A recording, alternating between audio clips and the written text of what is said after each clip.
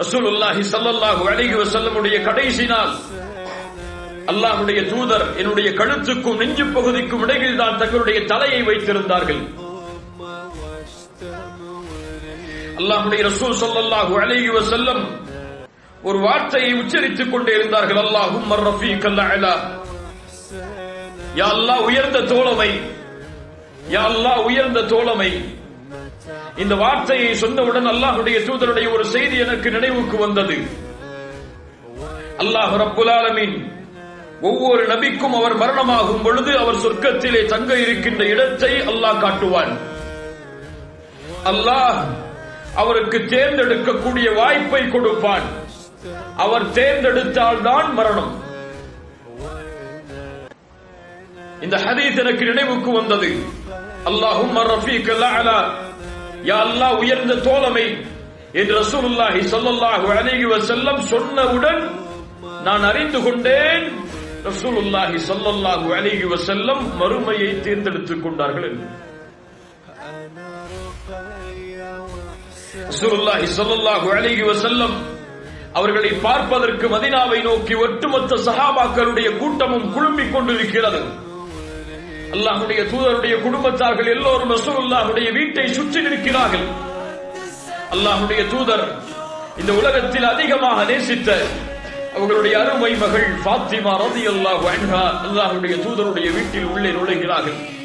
ரசூலுல்லாஹ்வை பார்த்தவுடன் சொன்னார்கள், என் தந்தைக்கு ஏற்பட்ட கஷ்டமே, என் தந்தைக்கு ஏற்பட்ட கஷ்டமே.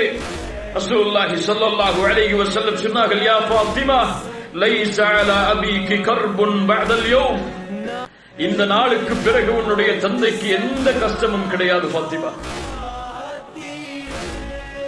ரசூலுல்லாஹி ஸல்லல்லாஹு அலைஹி வஸல்லம் ஃபாத்திமா ரலியல்லாஹு அன்ஹா அவர்களை தங்களுடைய வலதுபுறத்திலோ அல்லது இடதுபுறத்திலோ மிக நெருக்கமாக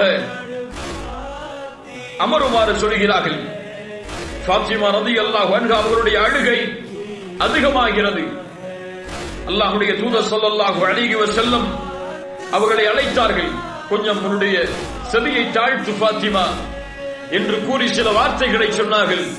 ஃபாத்திமா ரலியல்லாஹு அன்ஹா அவர்கள் மேலும் அழ ஆரம்பிக்கிறார்கள். மறுபடியும் அழைத்தார்கள், ஃபாத்திமா உன்னுடைய செவியை தாழ்த்து. மறுபடியும் ஒரு விஷயத்தை அல்லாஹ்வுடைய தூதர் கூறுகிறார்கள். ஃபாத்திமா ரலியல்லாஹு அன்ஹா அவர்கள் சிரிக்க ஆரம்பிக்கிறார்கள்.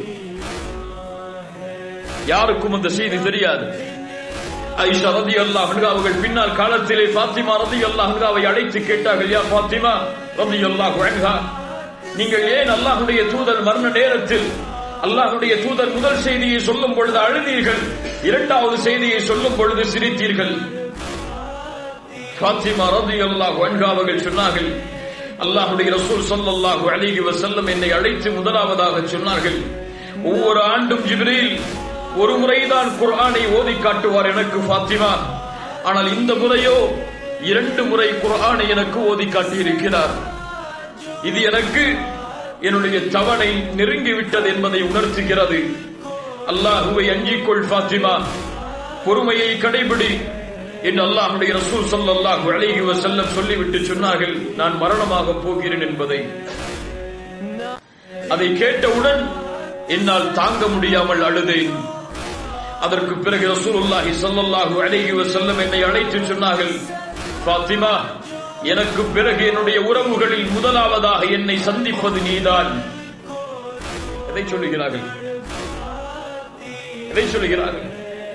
ரசூலுல்லாஹ் வாழும் பொழுதே அவர்களுடைய அத்துணை பெண் பிள்ளைகளும் ஆண் பிள்ளைகளும் மரணமாகிறார்கள்.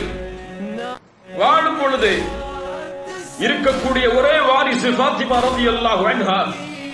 அவர்களுடைய மரணத்தை சொல்லுகிறார்கள். ஒரு தந்தை தன்னுடைய பிள்ளையின் மரண செய்தியை சொல்லுகிறார்.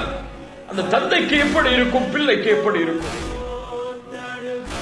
ஆனால் பிள்ளை அதை கேட்டவுடன் என்ன செய்கிறார்? சிரிக்கிறார்கள். ஃபாத்திமா, எனக்கு பிறகு என்னை சந்திப்பதில் முதலாம் அவர்களில் ஒருவர் நீங்கள் தான். மகிழ்ச்சி அடைகிறார்கள். ஃபாத்திமா, உங்களுக்கு தெரியுமா, நீங்கள் பொருந்திக் கொள்ளவில்லையா? உங்களை அல்லாஹ் மூமினான பெண்களுடைய தலைவியாக ஆக்கி இருக்கிறார்.